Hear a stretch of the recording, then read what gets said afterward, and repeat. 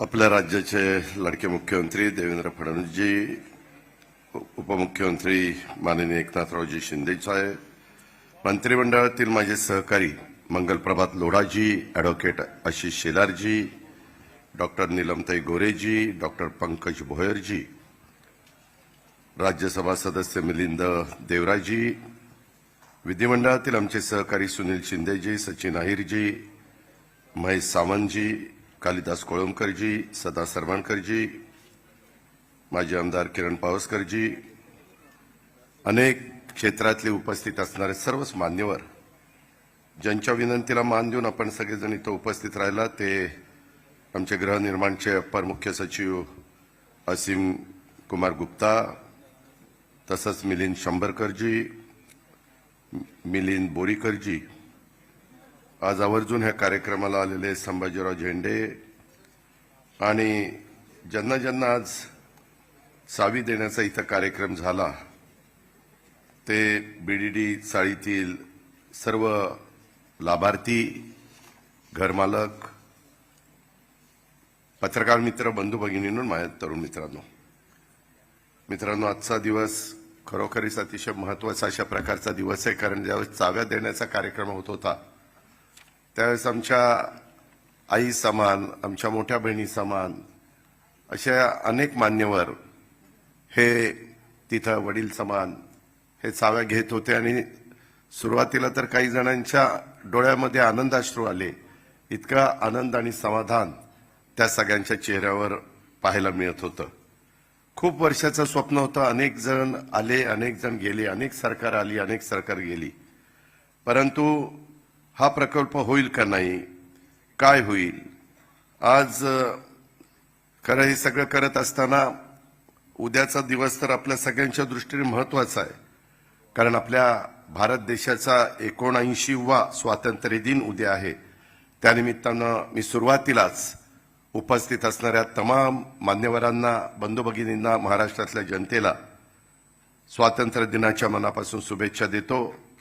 आजचा दिवस हा आपल्या वरळीकरांच्या दृष्टीने अतिशय ऐतिहासिक आणि आनंदाचा आणि अभिमानाचा अशा प्रकारचा क्षण आहे, कारण अनेक वर्षाचे अथक प्रयत्न, अनेकांनी खस्ता खाल्ल्या, अनेकांनी प्रयत्न केले आणि आपल्या हक्काचं घराचं स्वप्न आता त्यांचं पूर्ण होत आहे आणि पहिल्या टप्प्यातल्या घरांचं वितरण आज या बाबतीमध्ये झालंय.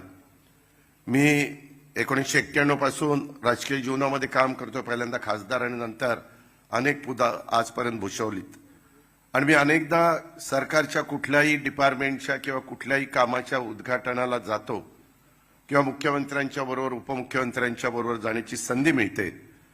त्यावेळेस कन्स्ट्रक्शन, जरी मी ते क्षेत्र मधलं शिक्षण घेतलेलं नसलं तरी देखील मला त्याची आवड आहे आणि आजपर्यंत मी बऱ्याच बांधकामाच्या बाबतीमध्ये निर्णय घेतलेले आहेत.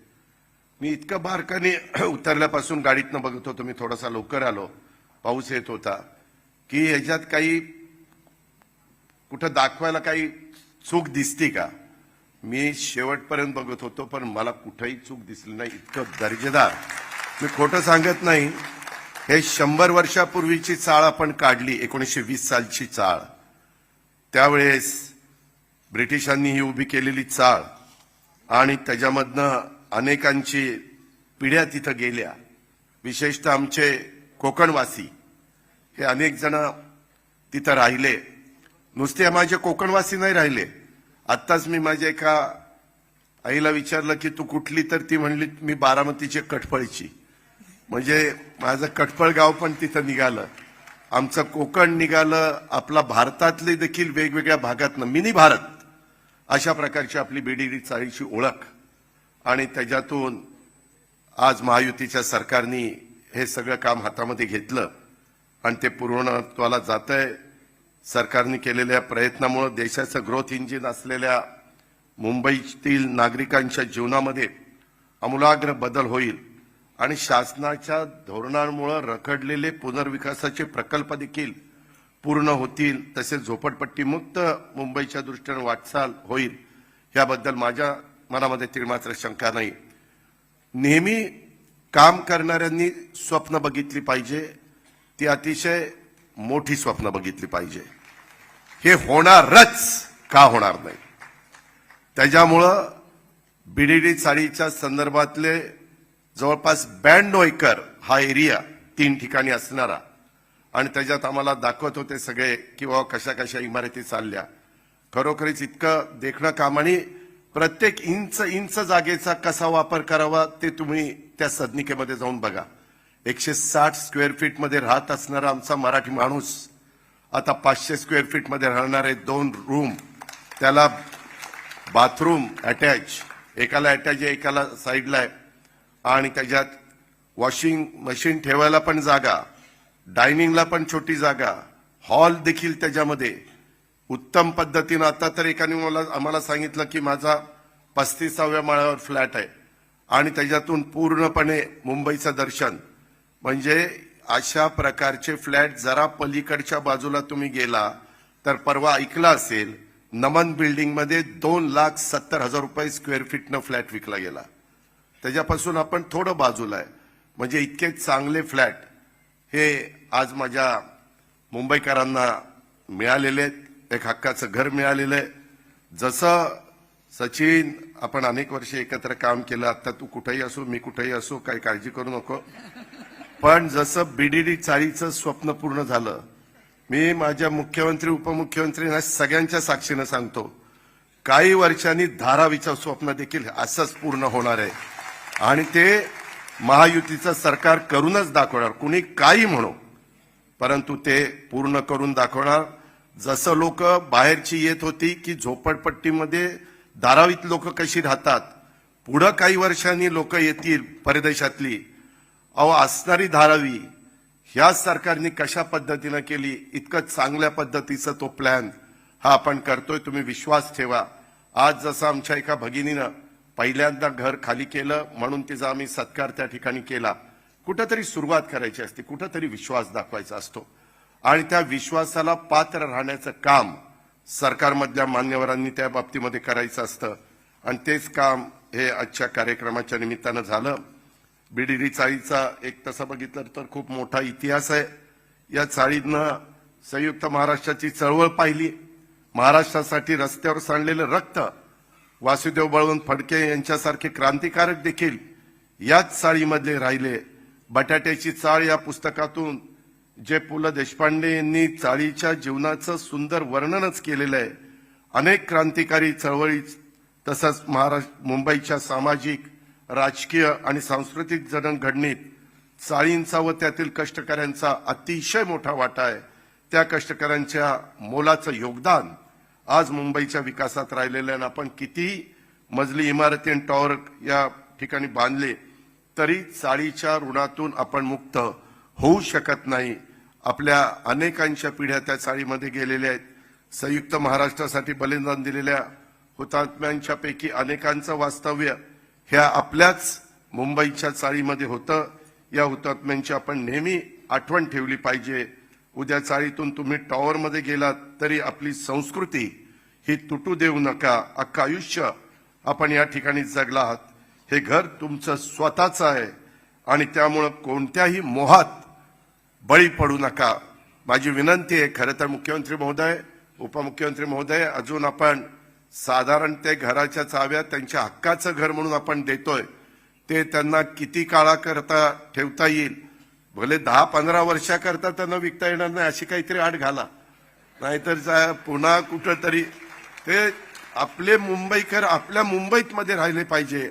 आपला मराठी माणूस आहे तो आपल्या इथंच राहायला पाहिजे. अशा पद्धतीनं मी इथं मत व्यक्त करू इच्छितो. एकंदरीतच बीडीडी चाळींना अतिशय गौरवशाली अशा प्रकारचा इतिहास आहे.